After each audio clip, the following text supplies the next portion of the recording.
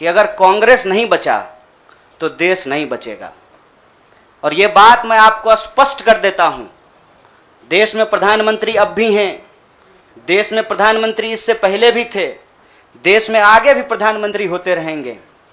लेकिन आज जब हम लोग श्री राहुल गांधी जी के उपस्थिति में फॉर्मली कांग्रेस पार्टी का फॉर्म भर रहे थे, तो साथी जिग्नेश ने संविधान की कॉपी दी और हमने उनको भगत सिंह, गांधी और अंबेडकर की तस्वीर प्रस्तुत किया, क्योंकि हमारा यह मानना है कि आज इस देश को भगत सिंह की वीरता की जरूरत है, भगत सिंह के साहस की जरूरत है। आज इस देश को अंबेडकर की समानता की जरूरत है और आज इस देश को गांधी की एकता की जरूरत है। गांधी जब कहते हैं रघुपति राघव राजा राम, पतित पावन सीताराम, ईश्वर अल्लाह तेरो नाम, सबको सन्मति दे भगवान, ये गांधी की एकता है। जब अंबेडकर कहते हैं कि किसी भी समाज का मूल्यांकन वहां महिलाओं की क्या स्थिति है इस बात से होगा, तब वो समानता की वकालत कर रहे होते हैं। मैं नहीं मानता हूं कि डॉक्टर बाबा साहब भीमराव अंबेडकर किसी एक समुदाय के नेता थे। कांग्रेस पार्टी ने, संविधान सभा ने डॉक्टर बाबा साहब भीमराव अंबेडकर को संविधान बनाने की जिम्मेवारी दी और उस संविधान के प्रियम्बल में यह लिखा है, हम भारत के लोग भारत को एक प्रभुत्व संपन्न समाजवादी धर्मनिरपेक्ष लोकतांत्रिक गणराज्य बनाने के लिए, इसमें समानता न्याय के मूल्य निहित हैं।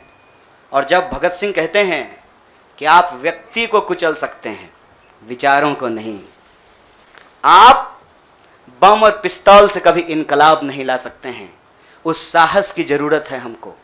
मुझे नहीं लगता है, मेरे बहुत सारे राजनीतिक दोस्तों को यह लगता है, मुझे लगता है कि यह देश 47 से पहले वाली स्थिति में चली गई है। लेकिन जिनको लड़ना है उनके पॉलिटिकल इमेजिनेशन में आज भी हर कोई अपना अपना शोरूम बचाने के चक्कर में है। रे भाई, मॉल में आग लग गया है, दुकान बचाओगे? बस्ती में जब आग लग जाती है ना, बेडरूम की चिंता नहीं करनी चाहिए। आज हम इस मुहाने पे खड़े हैं कि इस देश के भीतर भारतीय होने की जो पहचान है, जिसमें बुद्ध निहित हैं, जिसमें कबीर निहित हैं, जिसमें नानक निहित हैं, जिसमें हर बार हर दौर में सत्ता से सवाल पूछने का साहस होता है, उस भारतीय चिंतन परंपरा को बचाने की जरूरत है। इसीलिए हम कांग्रेस पार्टी में शामिल हुए हैं कि कांग्रेस पार्टी वो पार्टी है जो गांधी की विरासत को लेकर के आगे चलेगा। कांग्रेस पार्टी वो पार्टी है जो सरोजनी नायडू के विचारों को लेकर के चलेगा। कांग्रेस पार्टी वो पार्टी है जो अंबेडकर, नेहरू, अशफाक उल्लाह खान, शहीद आजम भगत सिंह और मौलाना अबुल कलाम आज़ाद के रास्तों पे चलेगा।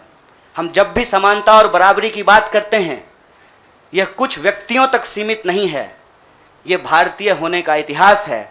और इस भारतीय होने के इतिहास को अपने आप में यदि कोई समेटे हुए है तो देश की सबसे पुरानी पार्टी है। और जो लोग कह रहे हैं विपक्ष कमज़ोर हो गया है, यह सिर्फ विपक्ष के लिए चिंता की बात नहीं है। ये मैं नहीं कह रहा हूँ, कोई शास्त्र, कोई किताब उठा करके देख लीजिए। जब विपक्ष कमज़ोर हो जाता है, सत्ता तानाशाही रुख अख्तियार कर लेती है। इसीलिए देश की सबसे बड़ी विपक्षी पार्टी, मैं कोई गुनागणित नहीं कर रहा हूँ, लेकिन मुझे यह बात सीधे तौर पे समझ में आ रही है कि देश के लोकसभा में 545 सीट हैं, 200 लगभग सीट ऐसे हैं जहां भाजपा के सामने कांग्रेस के अलावे कोई विकल्प नहीं है।